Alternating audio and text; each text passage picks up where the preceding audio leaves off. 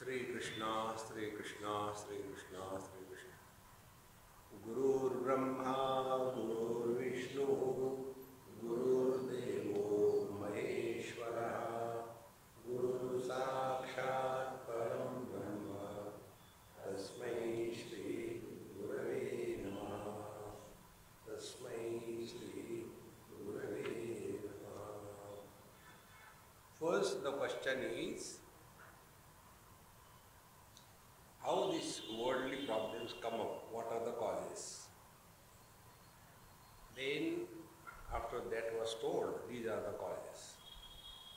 The second set of questions was that how do we get out of this? So these are the two stages. First inquiry and then practice. So when inquiry is preceded, rather, when practice is preceded by inquiry, it has got a different approach. And when practice is not on the foundation of inquiry, then it becomes mechanical. See? Like an engineer and a mechanic.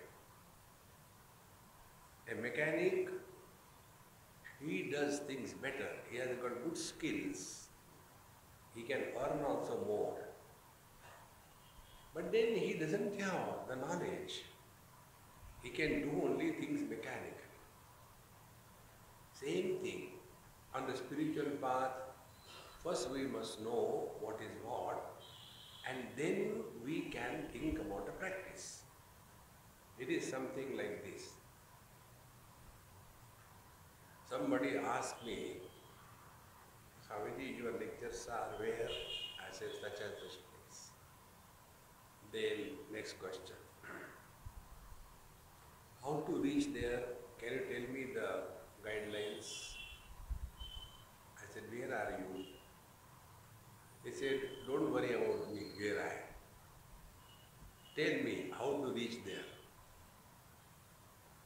Then I told him, go to Sao Paulo and take a flight to Washington DC. And from there, go to Moscow. And from there, go to Hong Kong. And from there, come to Chennai.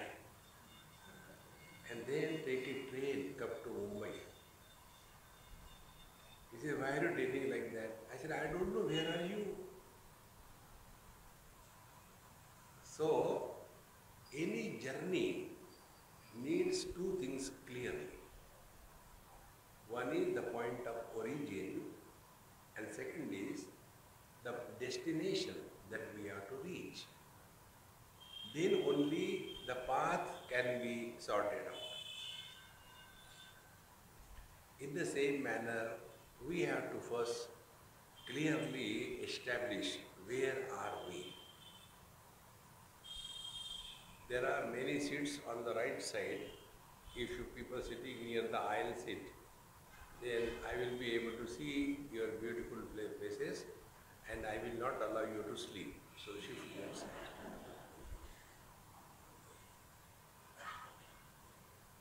Shift right side. That's it. No, this side is okay. This side is okay. But those who want to sleep, they can sit.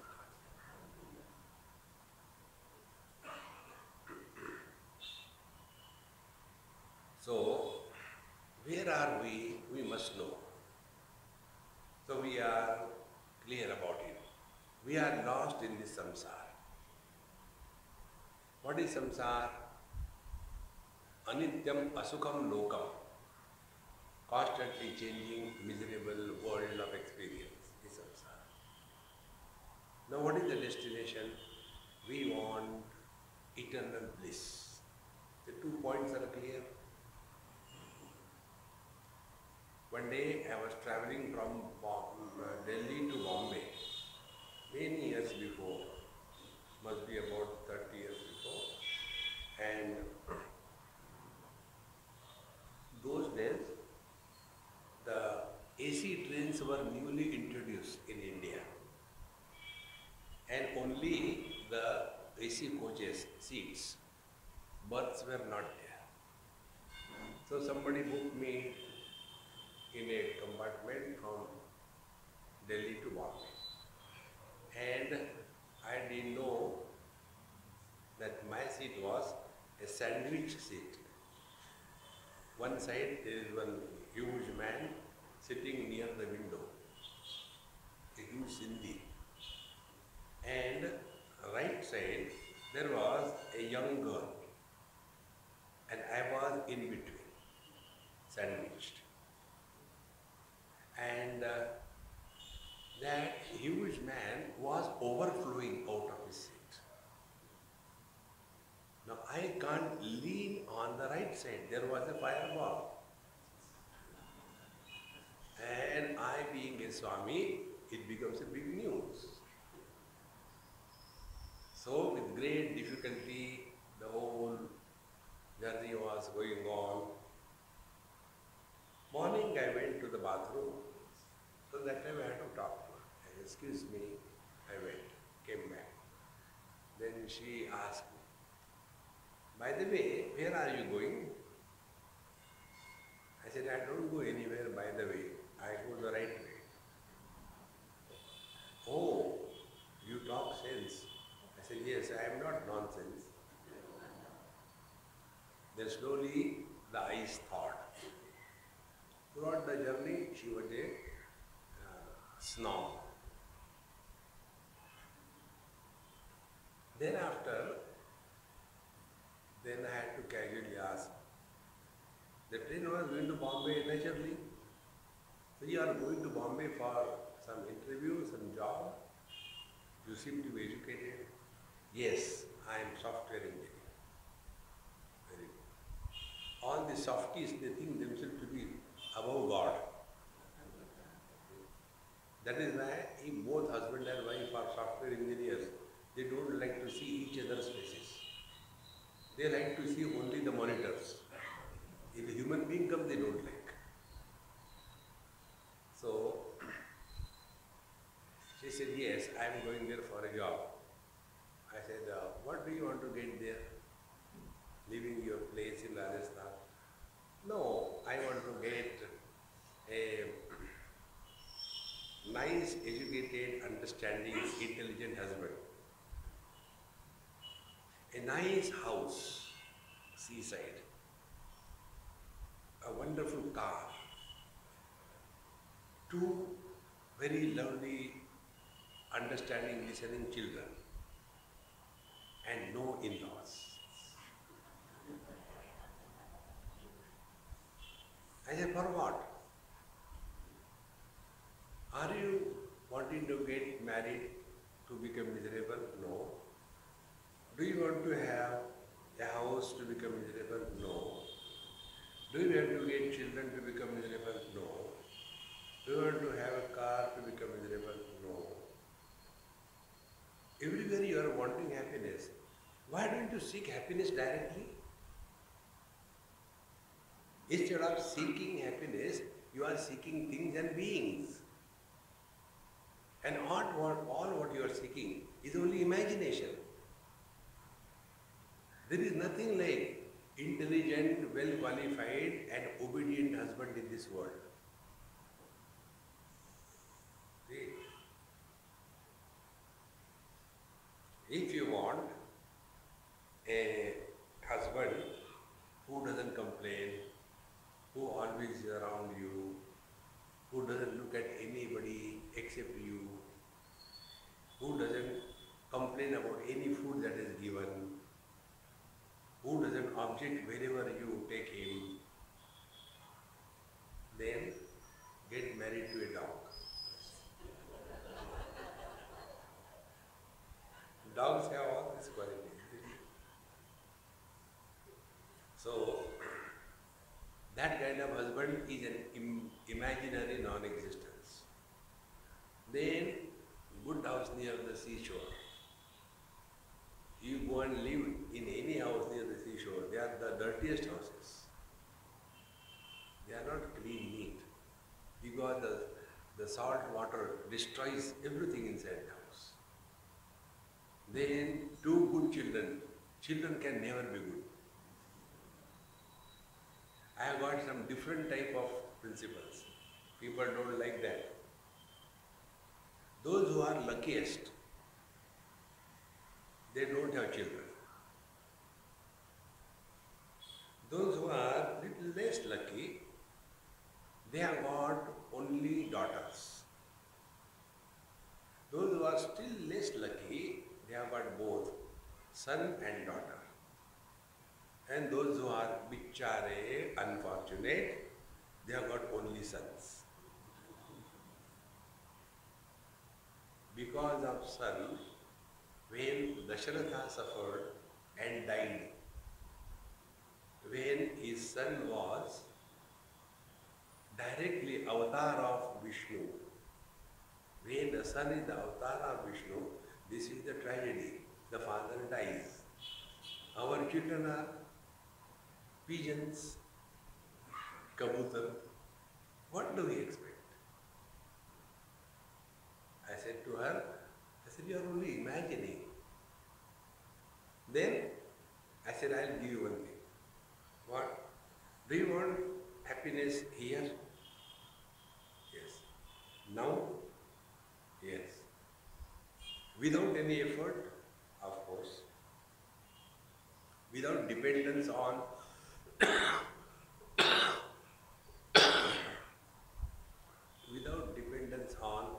anybody, husband, sons, without dependence on any object, house, car.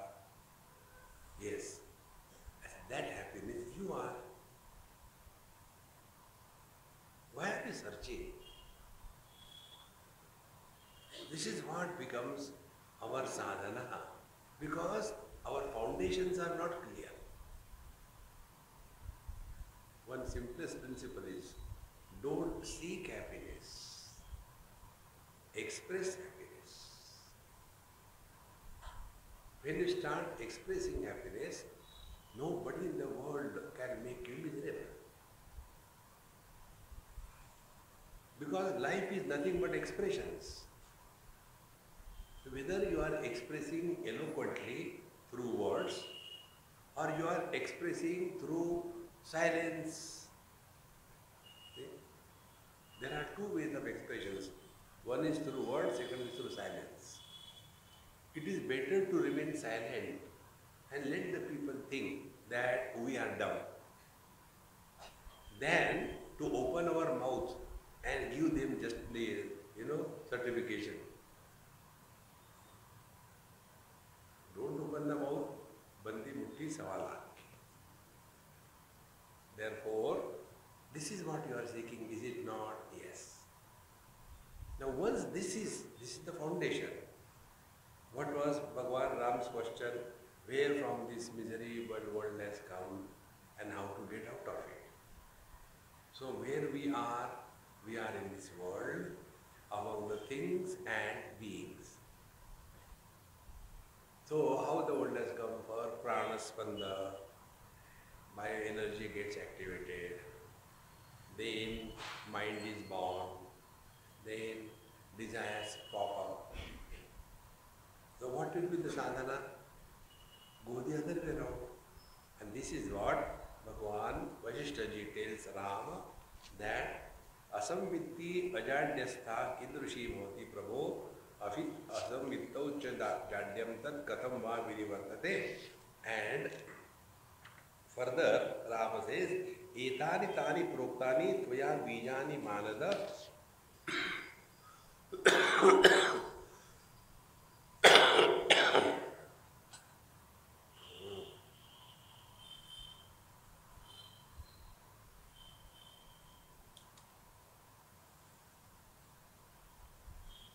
katamasya prayogena shigram asadhyate padam.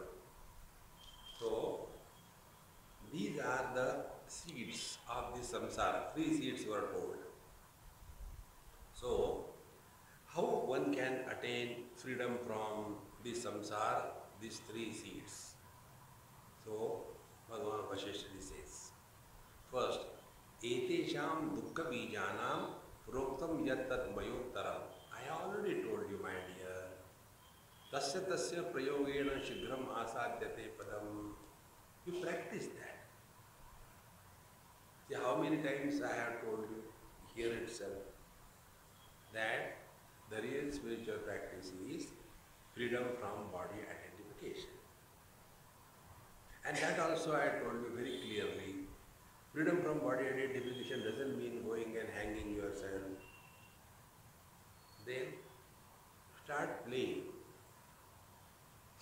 If you are not identified with the body, what is your experience? And for that, we don't have to go out. In our dream, in our deep sleep, we are not identified with our body. Therefore, none of the worldly things and beings create any disturbance in our mind. Therefore, what should be the spiritual practice?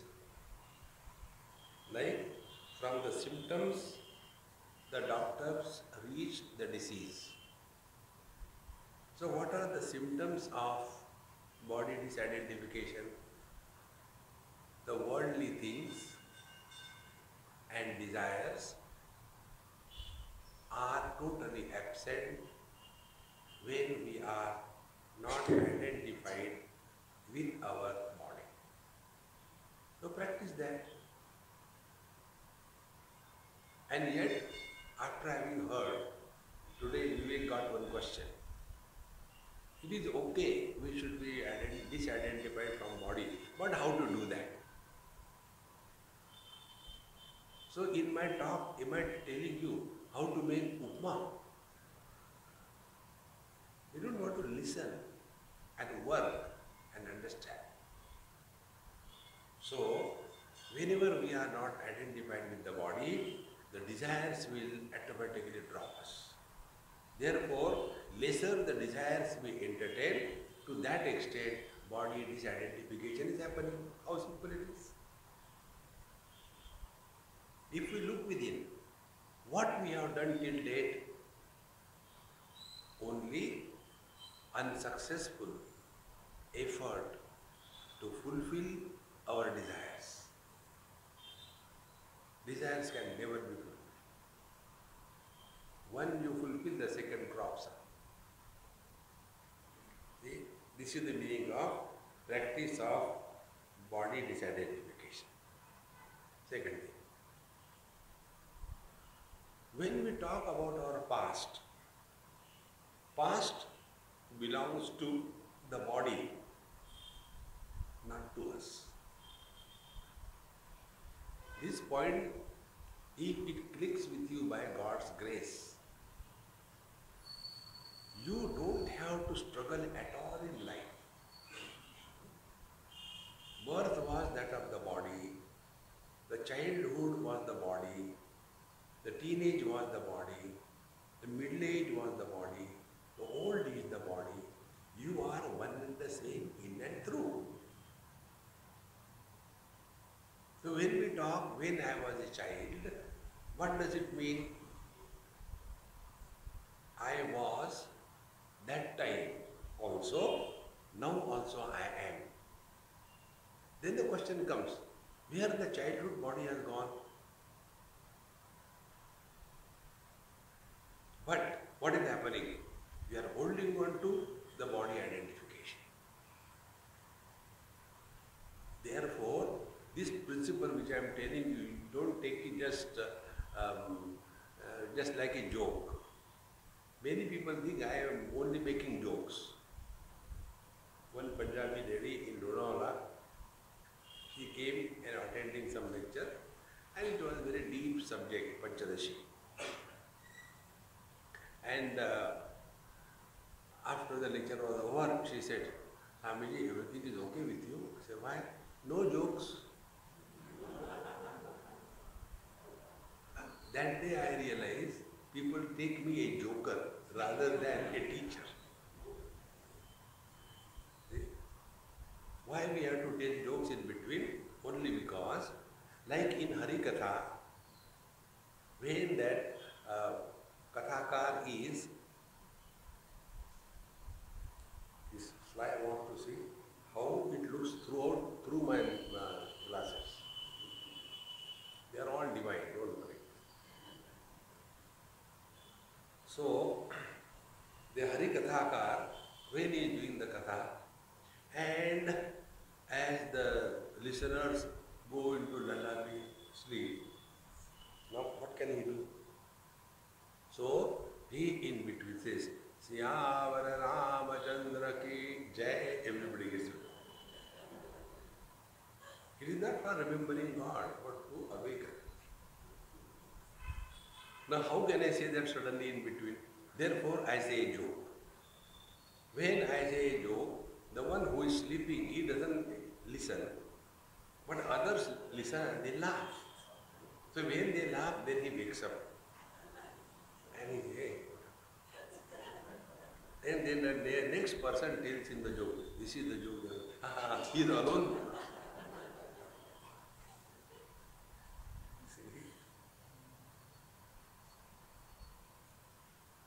Life is great fun, friends. Don't make it serious at all. So, when we have this clarity as to how the world is created, find out where are you in the world. How the world begins, body identification. What should be the sadhana? Freedom from body identification. What is the freedom from body identification? Desires no more bother you. Relations no more torture you. See how simple it is?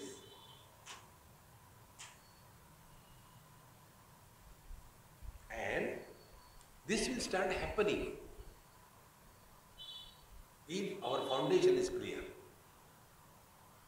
Like when we are playing with the children, our foundation is clear, we are playing with the children just for a time pass. Not to win or get defeated, just for a time pass. But for the child, it is a serious affair. He will find out exactly the same way. Wise people live in this world just like a time pass. No victory, no defeat. Therefore, like if somebody is talking in sleep, what we will see? Say, oh, he is in sleep, it's okay. He has the habit of talking in sleep. So, we don't give any value, importance to whatever he is saying, is it not? Wise people look at us in the same manner. Oh, he is talking in sleep. And therefore, they are not disturbed. Tattvasya agrahanam nidra. Not knowing one's essential nature is deep sleep. Tattvasya anyatha grahanam swapna. Not knowing oneself is deep sleep, and mistaking oneself to be someone other than what we are is the dream. See? In Mandukya Upanishad, this thought comes. Therefore, how one can get out of this? Then Vasistha says, first principle, satta samanya kotiste dragit deva pade yadi paurushena prayattena bala santacya vasana siti badnasi che sadhu padam praptasthana. First, satta samanya, not existence of, but existence itself.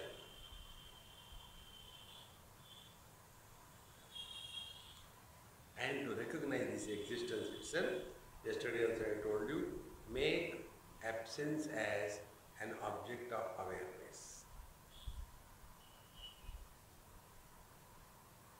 And because absence is not an object, and you are making absence as an object of awareness, what will happen?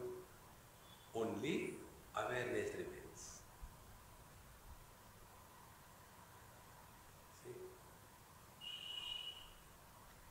This is called Viveka according to Vedanta Shastra. In Sankhya or the Yoga, the Vivek is Jada Chetana Vivek. Jada Chetana Vivek is that which is living and dead. According to Sankhya Vivek, the knower is sentient and the known is inert. Like I am the knower, I know this is a mic is inert. I am the knower, I know you are looking at me. You are inert. This is Sankhya Vivek. Then Vedanta Vivek. First we take Bhakti Vivek. Bhakti Vivek, Bhagwan and Bhakta, separate. May sevaka sajara rupa Swami Bhagavanta, the boss subordinate Vivek. Always meek existence. Then comes the Vivek of Vedanta. Vedanta Vivek is Sat Asat Vivek. Sat Asat Vivek, Sat means existence, Asat means non-existence. Now how can you do Vivek between that which is existing and that which is non-existing? So what will be the Vivek? Existence alone is the truth. And when you are aware of the absence being not an object, you end up in pure awareness.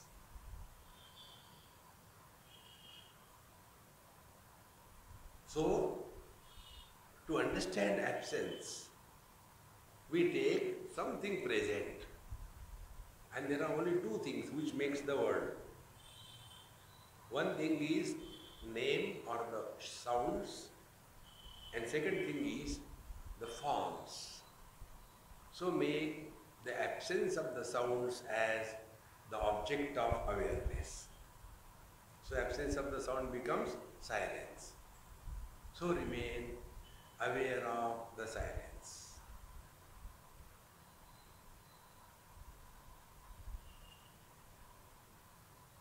The more you try to remain aware of silence, the sounds will become very prominent. But we remain totally indifferent to all those sounds. And it is here many seekers of truth go to sleep.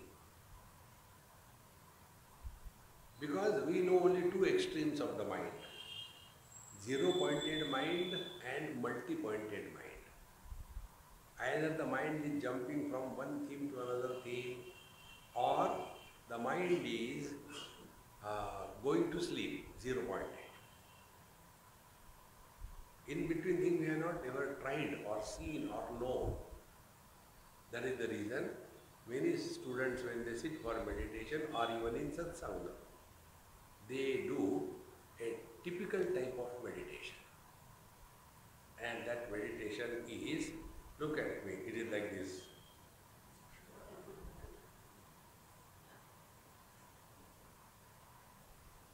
And then some people ask, Swamiji, in our ashram, when the meditation is done, why some people do like this?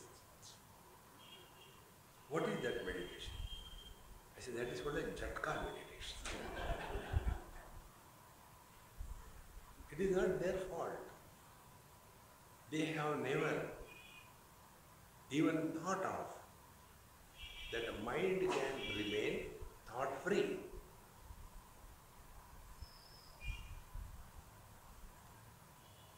We are extremists. Either too many thoughts or no thoughts. Either we observe fast or eat too much. Yuktahara viharasya yukta cheshtasya karmasu yukta swapnavabodhasya yogo bhavati dukkha. yukta, perfect balance. Ahar, vihar, eating, not eating, talking, not talking, sleeping, not sleeping. One has to have perfect balance. Then yoga bhavati dukkha. Then the yoga leads to freedom from the miseries in life. Therefore, here the teacher says, samanya kodiste dragitte, satta samanya kodiste dragitteva pade yadi paurushena prayatnena bala santyajya vasana. So what we have to do? By paurushena, don't give up, be committed. Commitment through wisdom is lasting than commitment under fear and compulsion.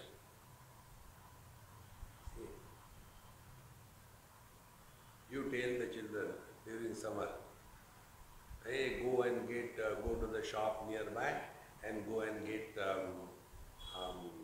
maybe a liter of milk, some guests have come. Mama, it is so hot, I don't want to go, I can't go in the sun, it is so terrible. And that very moment, his friend comes. Hey, let's go for playing cricket. Yes, yes, yes. Then the problem was, one was under compulsion, other was one's own choice. Therefore, whenever we are practicing spiritual practice, don't take it as a punishment. See? Therefore, here, paurushena prayatnena, and be attentive. Nobody can give us directions or guidance how to control our mind. Broad lines can be given. One broad line is, every thought erupts from the seed of somebody. No thought can come up from nobody. Such a simple rule. So when you are sitting for meditation, what should be the practice? Practice should be, take the position of remaining nobody. Now what is nobody? Nobody has no past. Somebody always has some past. Therefore, when we are awake, we talk to others only about our past. This is the thing to be learned from the world around. Then the world becomes our guru. Observe next time. When 5-6 people are talking, one person tells, oh, that day, Swami came to our house and I was preparing upma, and I don't know what happened to me. I put lot of salt, double the quantity, and it became so tasteless, useless, and Swami just ate it without saying anything. Afterwards I felt so bad. Do you think other lady will keep quiet?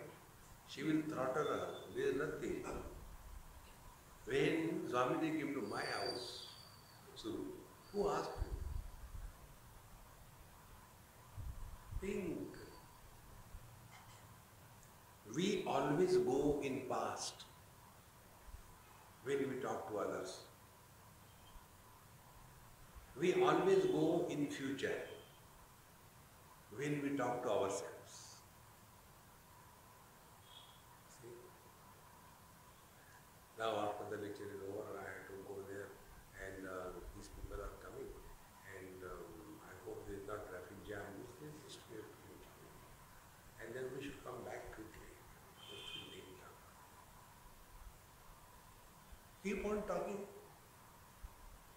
See? Observe these two things. When we talk to others, it is about our past. When we talk to ourselves, we talk about the future. If you practice these two things, your pressure of desires and pressure of old habits will slowly die away. In old age, the biggest problem is not desire.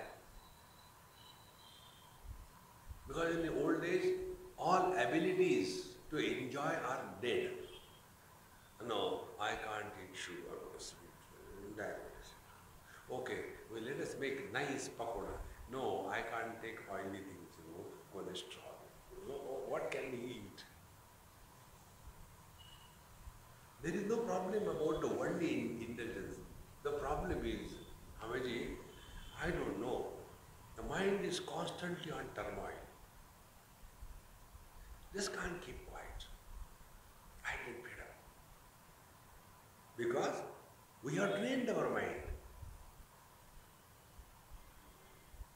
See friends, there is something called as unused atrophy. Unused atrophy means whenever you don't use any organ for a long period of time, the functional ability dies away. Like Bhagavan Ramana Maharshi did not talk for 18 years. Because there was no reason for him to talk. He was not observing Maunam. That Maunam, Gira Maunam, he Balanam, is for babies. He was not a baby, he was a wise man. So, he was not talking for 18 years. And when his people came and recognized him and asked him, it was difficult for him to talk. Because that organ of speech was without activity for years together. The same technique is the technique of Nirvikalpa Samadhi. And this Nirvikalpa Samadhi we can practice in day-to-day life by one simple technique. Don't give yourself too many choices. Minimum choice.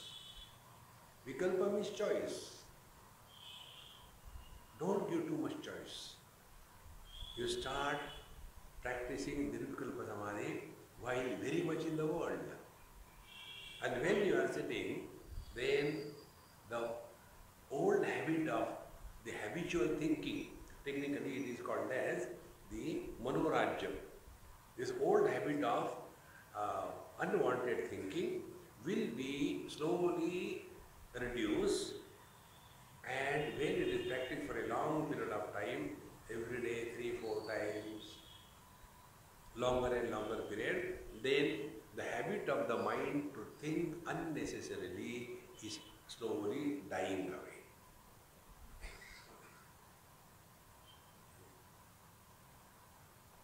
What it is like, we can't explain. You have to have it your own. There was one lady, elderly lady. One day after my lecture, she said, Swamiji, what you are telling is very good, but one thing I am not understanding. Please tell me. You talk about waking, dream and deep sleep. Waking and deep sleep I understand. What is a dream? She said, I have no experience of dream. Now how can you tell her what is a dream? She said, I go to the bed, sleep, over. Not like us, making a dosha. First on the back, then this side, then this side. In the same manner, lesser the choice you give while living in the world, you are practicing Nirvikalpa Samadhi. And when you are on your meditation seat, then don't give too many choices. And do not talk to yourself. So practice all these things together in one word, in one sentence.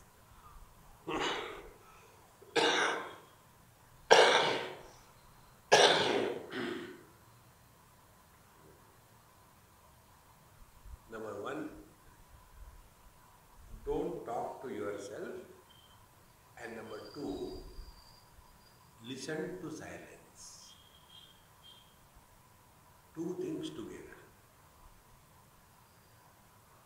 When we listen to silence, we have taken care of all the sense organs. When we don't talk to ourselves,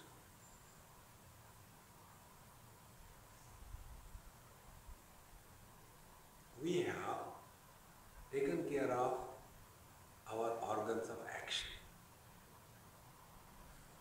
Jnanendriyas and Karmendriyas, both are taken care of by the simplest possible practice. When you sit down, listen to silence, withdrawn from the world. Don't talk to yourself, stop reacting to the world.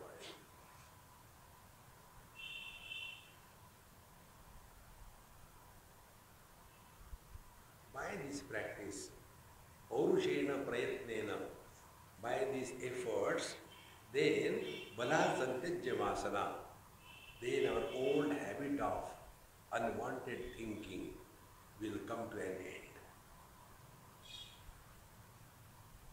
Then Sthiti Badhnasi Chet Sadhu Tat Padam Prapnoshi Tat Kshane. And if you can attain that, you have attained the ultimate. Second, Satta Samanya Rupeva Karoshi Sthiti Vangache Tat Kinchit Adhikayaneva Yatne Napnoshi Tat Padam. And if you are again and again putting this strong assertion that only existence, and be attentive, the moment I is born, mind is born. In pure existence, there is no I, there is no you, there is no he, there is no she. See how the word begins. When I, who is the first person singular, then thou, you are a second person singular. Then he, the third person singular.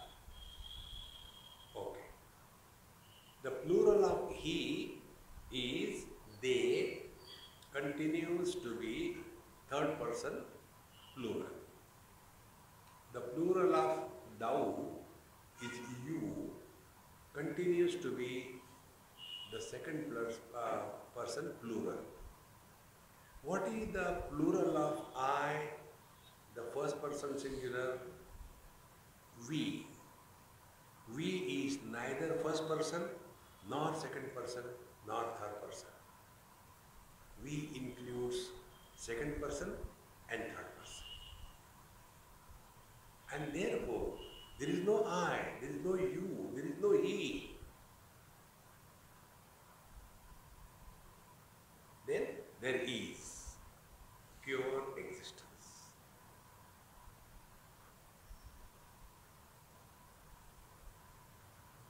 Thoughts will always come about something other than ourselves. Thoughts cannot come about the self. You can never think about the self. Atma Chintan, thinking about the self, is equal to not thinking about the not self.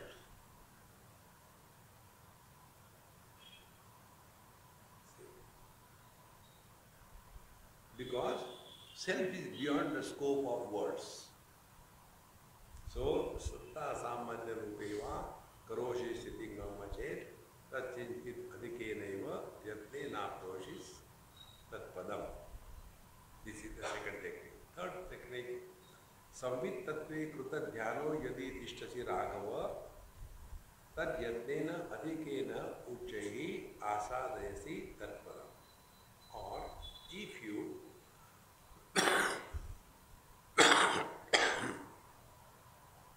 practice meditation, Kruta Dhyana, Samvit Tattve. Like at this moment, we are accepting ourselves to be the body. So we discard the body identification. Then who am I? Then I am the soul. What is the soul? Soul is Samvit Tattva, the consciousness expressing through the limitations of the Panchakoshas, is called as the Jiva. So Jiva is essentially pure consciousness. Jivo Brahmaivana Para. Like, what is the husband? Husband is man expressing through the limitations of the wife and the limited expression plus the man plus the wife, three factors together constitutes husband. Now in these three, which is the reality? Husband, wife or the man? Think. So when we thus again and again insist in influence our thinking, samvit-tattve-krita dhyana, therefore I told you when you are sitting for a dhyana meditation, we have to take this position that I am nobody. The moment you take this position sincerely, even if you want, you cannot think.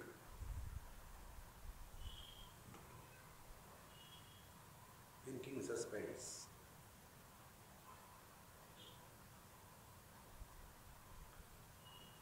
And thoughts are not a problem. Thinking is not a problem.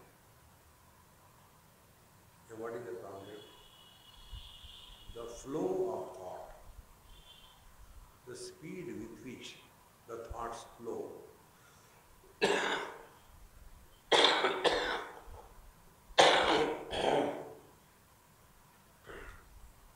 The speed with which the thoughts flow, that speed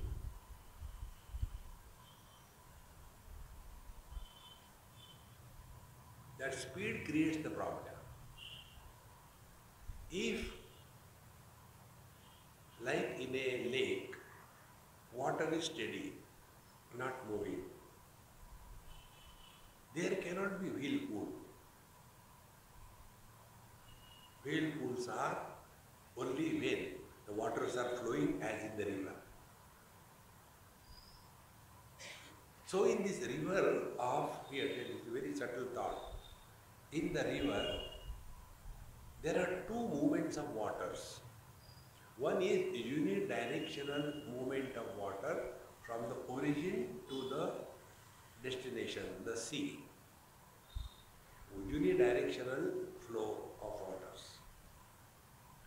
Then second, there are many whirlpools in between. So one is unidirectional flow and second is centripetal force. When any object, any animal, any person happens to get caught up in that whirlpool, he will be pulled down because of the centripetal force and he suffers. Then again by God's grace, he comes out of that whirlpool, again continues flowing. Another whirlpool is there. Again he is pulled down. If this example is clear, our life is like that. Like the river, life begins from the womb, goes to the tomb. Unidirectional flow of life. In between, there are whirlpools. Which are whirlpools? Body identification. When the body identification happens, we are pulled down into somebody. And in the whirlpool, when something goes, suffers. Again by God's grace comes out of it. Exactly this is what we do. See, we work whole day, get tired, exhausted, frustrated, and then that is the whirlpool, and then we go to sleep. Then it is coming out of the whirlpool of body identification, and again the life is flowing from the womb to the tomb. 6 hours, 8 hours, again another whirlpool, body identification. Again we are pulled down. Again we become somebody. Then I was a baby, I was a teenager, I was a middle age, and we write an autobiography of a Dumbo. was not a teenager. Teenager was not a middle-aged. Middle-age was not a old age. They all belong to body. The one who lived in the body, the embodied, has nothing to do with the body. See? And to come to this understanding, the only practice I am suggesting again and again, do not talk about your past to anybody. But we are Indians. We have to ask, where are you from? When were you born? Why were you born? See, there is no end to all these rubbish questions. Those who have got too much importance to their past, they alone are interested to know about somebody else's past. Therefore, Tattva Samvit Tattve Kruta Dhyano Yadi Tishtasi Raghava. Therefore, hey Ram, if you remain more and more aware of absolute absence,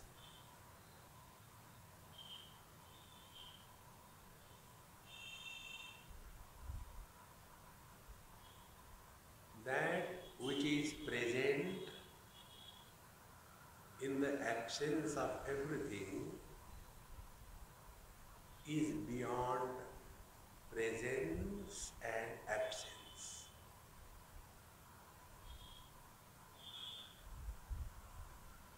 And this is the rule. Now apply this rule day-to-day life. Eyes illuminate all colors and all forms. Therefore, what is the vision? Vision is without color, without form. Sense organs are object specific. Eyes can only see colors and forms. Ears can only hear sounds. Mind is not object specific.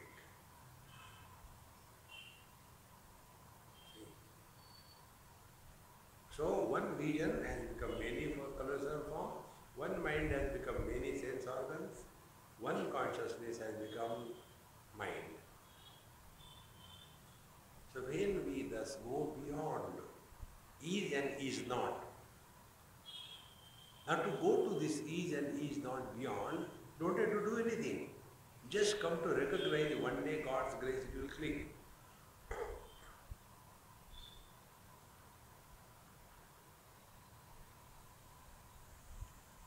Do we have the experience of our absence?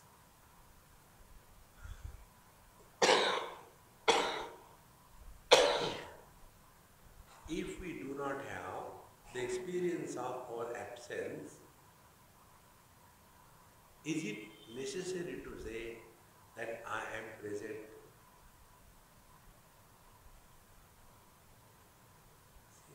This is the Sat Asat Viveka Vedanta. That which is beyond existence and non-existence. Bhagavan says in Bhagavad Gita, 13th chapter.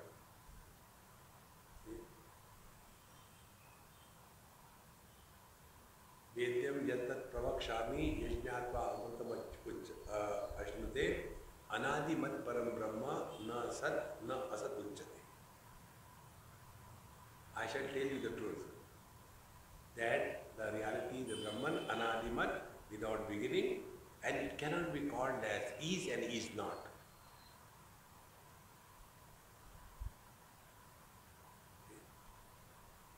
Is and is not is possible only in relativity.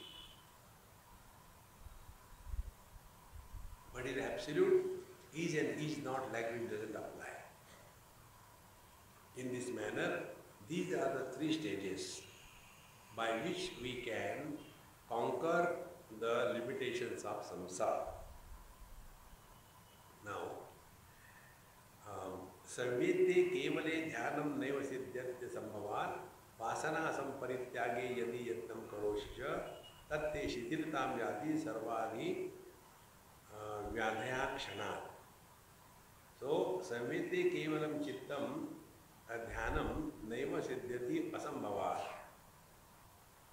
Vasana samparityage yadi yatnam karoshi. If you imagine that you will simply know, okay, I will just do this bhavana, I am consciousness. You are cheating yourself. Unless your mind is free from preoccupations with the world. Because consciousness is not an object.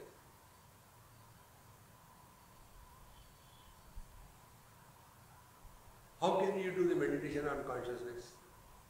It is something like the mic is seeing my eyes. My eyes are seeing my mind. My mind is seeing consciousness. Is it ever possible? Therefore, simply mechanically, I am not the body, I am not the mind, I am not the intellect. Nothing is going to happen.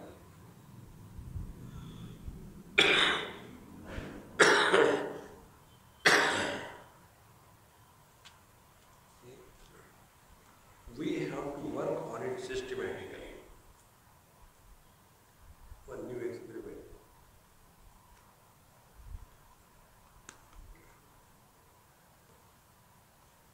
So, unless vasana samparityagaha, unless all the obsessions, desires, expectations are erased from the mind, we will not be able to kevale samedya kevale dhyanam naiva siddhati. Only by telling, okay, I am consciousness, I am consciousness, I am consciousness, and all other things do matter, then you are cheating yourself. Nothing matters. And for that we don't have to go anywhere. Only thing, stop reacting inward.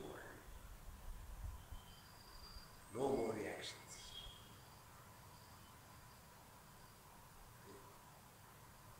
So, vasana samparityage yadi yatnam karoshicha tatte shithiritam yanti sarvani vyadaya kshanat.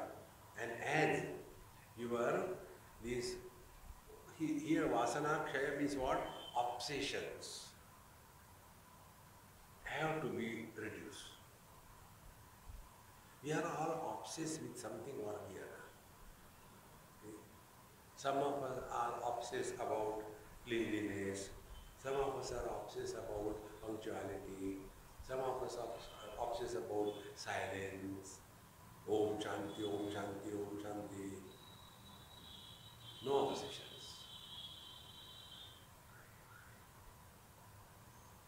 Then we remain at home everywhere, every time, including with everybody and our own self.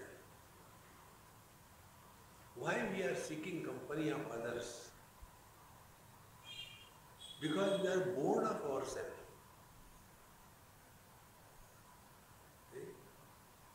We go to some friend, hey, Gupta ji, what is happening? See, I am busy a little bit. How come you came early in the morning? No, I was getting bored. Who came to bore? You know, nobody, there was nobody asked. Therefore, I was getting bored.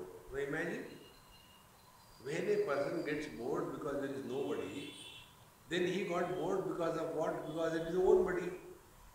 If a person becomes bored of his own presence, what a solid bore he must be. It is something like a patient went to the doctor and told him, Dr. Saab, please help me. What is the problem? Problem is, I snore so loudly that because of my own snoring, my sleep gets disturbed. And therefore I can't sleep properly. Please help me. Doctor said, go and sleep in other room.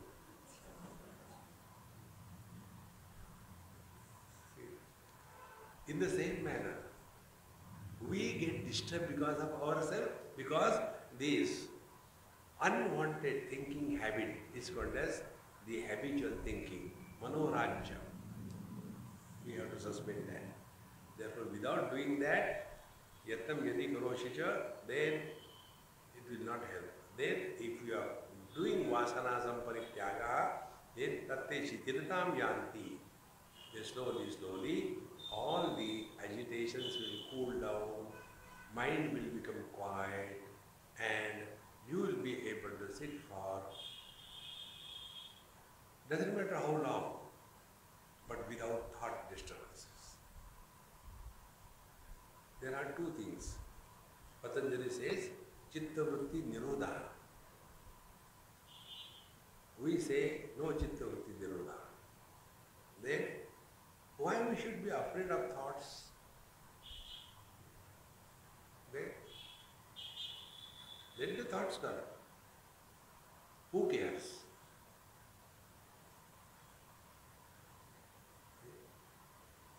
When my eyes are open, I see so many things, then I get desires, therefore I have, destroyed my eyes. This is not the right way. It is natural to see by the eyes, it is natural to hear by the ears, it is natural to have thoughts in the mind. Why should we be against the thoughts? Then, basic principle, avichara krudo bandaha vicharena nivartate. Bondage is because of incomplete thinking. Incomplete thinking can be corrected by proper thinking. Not by not thinking. See, one day, one lady was driving me. I said, Mama, I think you have taken a wrong exit. No, Swamiji, I know very well. I am here for so many years. I said, okay then. Then after about 10-20 minutes, Swamiji, what you said is right. We are on the wrong road. I think I should stop driving. I said, if we stop driving, we will not reach the destination. Correct driving. In the same manner, whatever we are today is because of our thinking. Yoya Shraddha sa eva sa. Today our thinking is, I am somebody, I am body, I am prana, I am mind, I am ego. This is our understanding. Now this understanding has to be corrected without creating new understanding. See? Except in Vedantic thinking process, everywhere there is only the notion replacements, thought replacements. Okay. Earlier I used to use a lot of non-vegetarian in my food, but since I have taken to naturopathy, I take only the wheat grass, compete with the cows. Earlier I used to wake up at 10 o'clock. Now I wake up at 9:45. I is maintained. We don't have to change the definition of I. We have to dissolve this. See? And therefore, simply mechanical thought suspension is not the answer. Therefore, here with this understanding, when we start that Vasana means wrong notions. We have to drop the wrong notions only through right understanding. Yavat na viyate chittam na tavat vasana kshayaha. And till such time, the chitta, the mind is not quietened for a longer and longer time, the wrong obsessions, wrong notions will not die. See, for example, everybody goes through this experience. We never have the experience that we are growing. We never have that experience. For the first time, when a girl is called by a child, Auntie, what is the time? That girl gets the first shock of her life.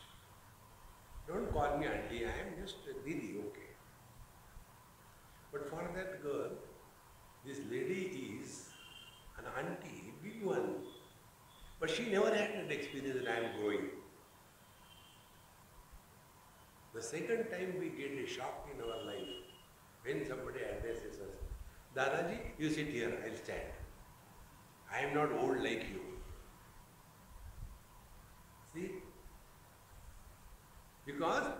don't get an experience. We are growing. But what happens? Our identification with the body creates the personalities, and then I, you, all the samsara begins. Therefore, yavat na niyate chittam na tavat vasana kshaya. So, if the mind is slowly dissolved, what will happen? Be attentive. Dissolved mind does not have past memories.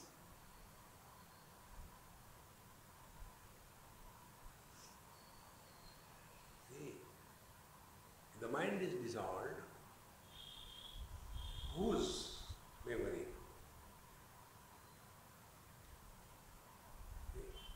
Take one example to understand this.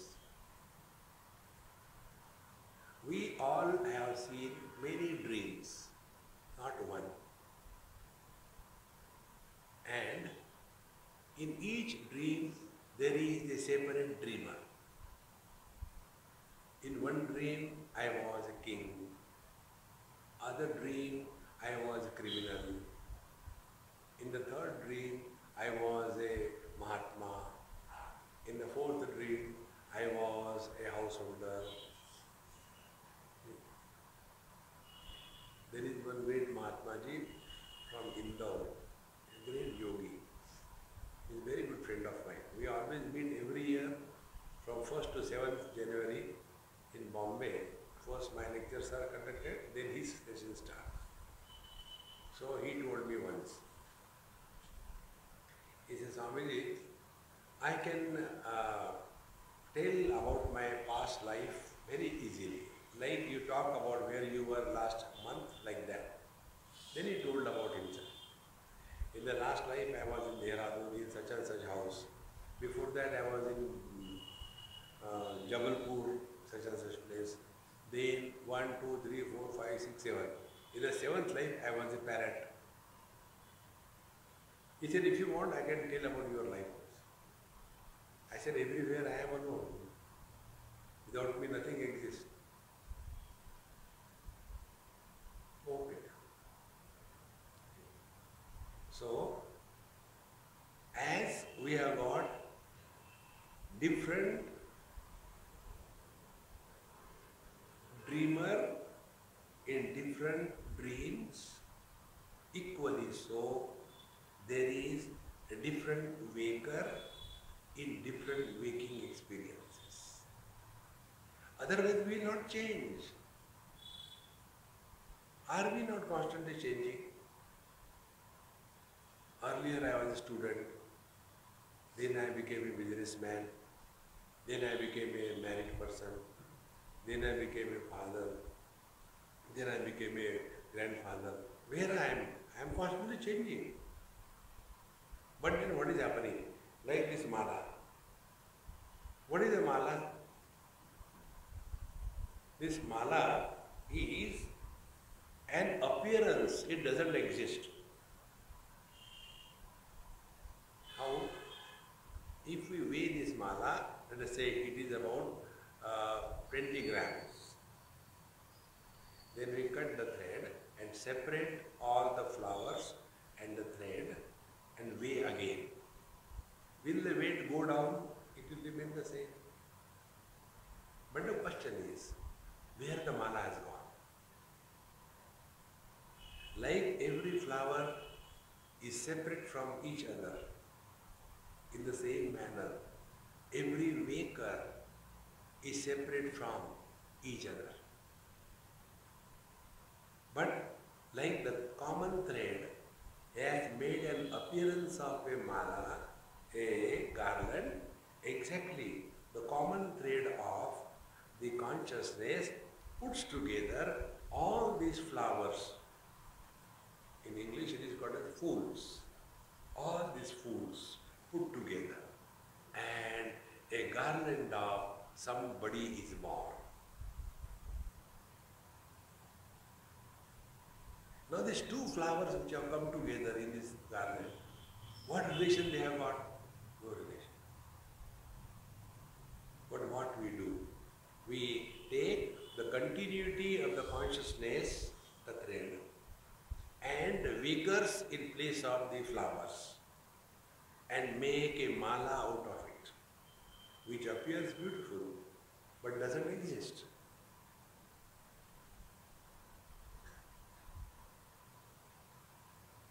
Now, next step. If there are too many flowers, suppose in this garland there are 100 flowers, or there are 1,000 flowers, mala will be very long. 102 not out. Old man, non-stop talking about the past. Long mala. A small child, 3, 4, 5 flowers. A short mala. He will not be worried about anything. Be attentive. And if there is only one flower, no mala. Therefore, what is spirituality? Remain today and now. Now and here.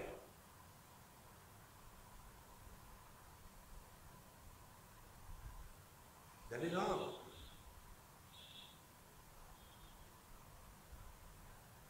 When we remain now and here, according to Patanjali, this is Prayatna Shaitilya Ananda Samapatibhya.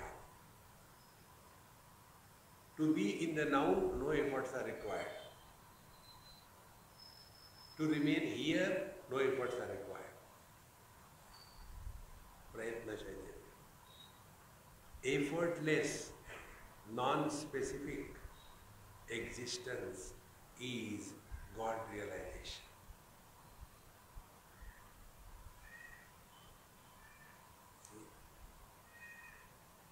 Therefore, yavanna liyate chittam natavad vasana kshaya.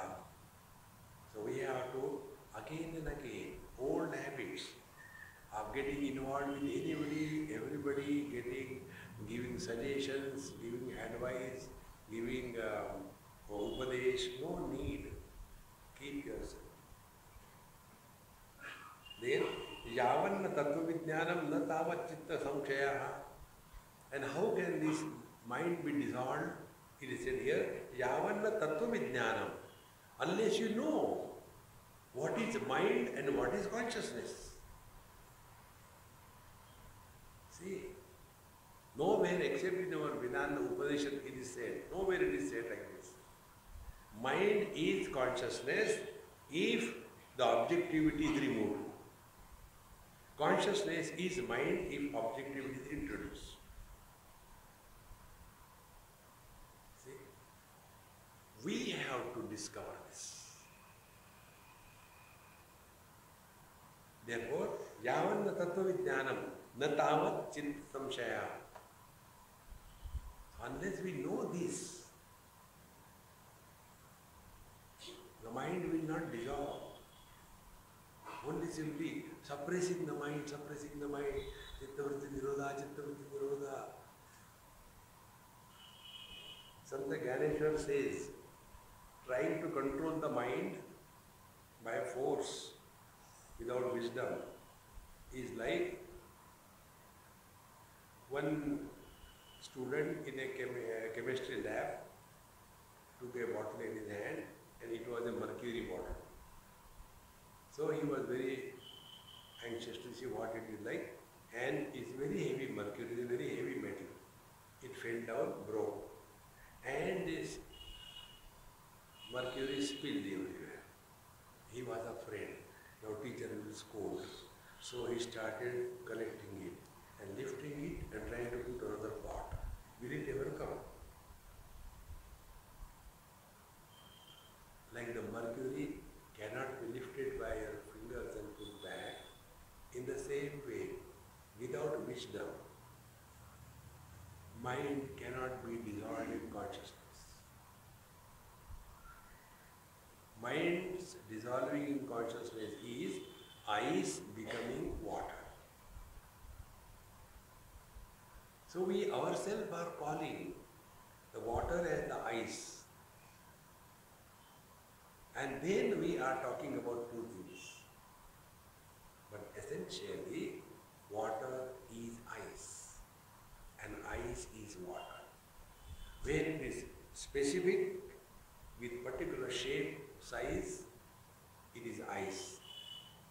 When it is non-specific, no shape, no size, it is water. Same way, your consciousness with specificity, identification with the body is mind. When no identification with the body, consciousness. Can it be more simpler than this? Om Purnamadaha Purnamidam Purnat Purnamudachyate Purnasya Purnamadaya Purnamevavashishyate. Om Shanti Shanti Shanti. Hari Om.